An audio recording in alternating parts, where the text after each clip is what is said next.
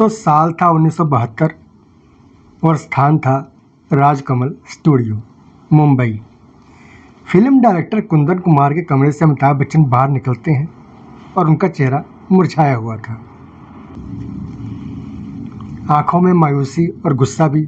सामने अरुणा ईरानी और महमूद खड़े थे। महमूद साहब ने पूछा, क्या हुआ अमित, ये चेहरा क्यों लटकाया हुआ है? अमिताभ बच्चन ने कहा, कुंदन कुमार ने मुझे इस फिल्म से निकाल दिया है। महमूद ने पूछा, निकाल दिया है? क्या मतलब? फिल्म तो आधी बन चुकी है। तो अमिताभ बच्चन ने बताया कि सिर्फ निकाला ही नहीं है, दुख तो इस बात का है कि मुझसे लिख कर देने को कह रहे हैं कि मैं ये फिल्म खुद अपनी मर्जी से छोड़ रहा हूँ। महमूद भी उस फिल्म में अहम किरदार निभा रहे थे। उन्होंने कुंदन कुमार से जाकर इसकी वजह पूछी तो उन्होंने बताया कि डिस्ट्रीब्यूटर ने फिल्म से हाथ खींच लिए हैं और कह रहे हैं कि अमिताभ बच्चन की लगातार कई फिल्में फ्लॉप हो गई हैं और उसे कोई भी देखना नहीं चाहता। कोई और एक्टर लाओ वरना हम डिस्ट्रीब्यूट नहीं कर पाएंगे। दोस्तों, ये फिल्म थी अपना पराया, जिसमें अमिताभ बच्चन के साथ रेखा को कास्ट किया गया था। फिल्म की 7 रील तक शूटिंग हो चुकी थी, एक गाना भी शूट कर लिया गया था और अगर ये फिल्म पूरी हो जाती तो ये अमिताभ बच्चन और रेखा की पहली फिल्म होती। लेकिन रातों रात उल्टफेर हो गई।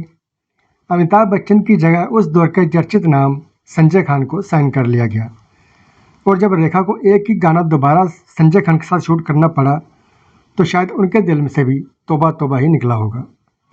इस फिल्म को अब नया नाम दे दिया गया। नाम था दुनिया का मेला। इस फिल्म का हाल क्या हुआ? 1972 में जिस अमिताभ बच्चन को जलील करके फिल्म से बाहर निकाला गया था, उसके दरवाजे पर किस्मत दस्तक देने वाली थी।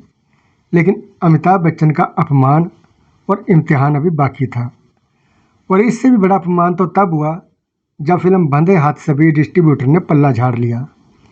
जीपी सिप्पर ने प्रोड्यूसर डायरेक्टर ओपी रहलन से कहा था कि अगर अमिताभ बच्चन को निकाल कर कोई और एक्टर लाओ तो मेरी डिस्ट्रीब्यूशन कंपनी इस फिल्म को हर टेरिटरी में 1 लाख रुपए ज़्यादा देगी। ओपी रहलन ने अमिताभ को तो नहीं निकाला, लेकिन एक बड़ी शर्त रख दी। उन्होंने अमिताभ बच्चन से कहा, अगर तुम मुमताज़ को इस फिल्म में काम करने के लिए मना सकते हो तो मैं तुम्हें इस फिल्म में रखूँगा, वरना बाहर का रास्ता देखो। खैर, अमिताभ बच्चन ने मुमताज़ को किसी तरह मना लिया और उसके आगे की कहानी मैं आपको पहले ही सुना चुका हूँ। तो दोस्तों, अपना पराया यानी दुनिया का मेला फिल्म से अमिताभ तो निकल ही गए थे, लेकिन शायद उनके साथ ही कुंदन कुमार का नसीब भी निकल गया। फिल्म दुनिया का मेला रिलीज तो हुई और 2 साल बाद 1974 में फिल्म फ्लॉप ही नहीं, उस साल की सबसे बड़ी फ्लॉप फिल्म साबित हुई। और जिसे उन्होंने 2 साल पहले फिल्म से निकाल दिया था, उसका चेहरा ही नहीं, करियर भी कुंदन की तरह चमक रहा था। 1973 में जंजीर के रिलीज होते ही भारतीय सिनेमा के पर्दे पर एक नए किरदार का जन्म हुआ। वो था angry young man Amitabh Bachchan. Kundan Kumar ये देखकर हैरान थे कि अमिताभ बच्चन की चमक इतनी बढ़ गई कि जो फिल्में 1969 और 73 के बीच फ्लॉप हो गई थी, उन्हें भी पोस्टर बदलकर रिलीज किया जा रहा था और अमिताभ के चेहरे को भुनाकर वो नए सिरे से कमाई कर रही थी। जिस साल कुंदन कुमार मातम मना रहे थे, उस साल की सबसे बड़ी हिट रोटी कपड़ा और मकान में भी अमिताभ बच्चन अपने छोटे से रोल से खुश थे। उन दिनों वो शोले और दीवार जैसी बड़ी फिल्मों की शूटिंग में व्यस्त थे और यही वो 2 फिल्में उनके स्टारडम की इबारत नहीं, पूरे बॉलीवुड का नया इतिहास लिखने वाली थी। और जो डिस्ट्रीब्यूटर कभी अमिताभ के नाम से भाग रहे थे, वो अब अमिताभ की फिल्मों की कीमत देखकर भागने लगे थे।